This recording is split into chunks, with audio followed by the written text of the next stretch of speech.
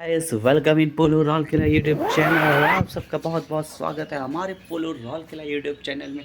अभी सुबह के 6 बज रहे हम और मेरी मम्मी उठ चुके हैं। अपना मुर्गा मुर्गी को दरबा से निकाल दिए हैं और उसको अभी अपना स्मॉल गार्डन में हम लोग रिलीज़ कर देंगे। और सारा मुर्गा मुर्गी हम लोग का जो रस्सी से है वो एक दूसरे में फंस गया है। मेरी मम्मी उन लोग को ओपन करने में हेल्प कर रही है। और आज का मौसम देखिए गाइस कितना अच्छा है। और उड़ीसा में साइक्लोन आने वाला है। उस साइक्लोन का नाम है मिशन शक्ति। और साइक्लोन शक्ति और 24-25 को हमारा रौल किला में आएगा।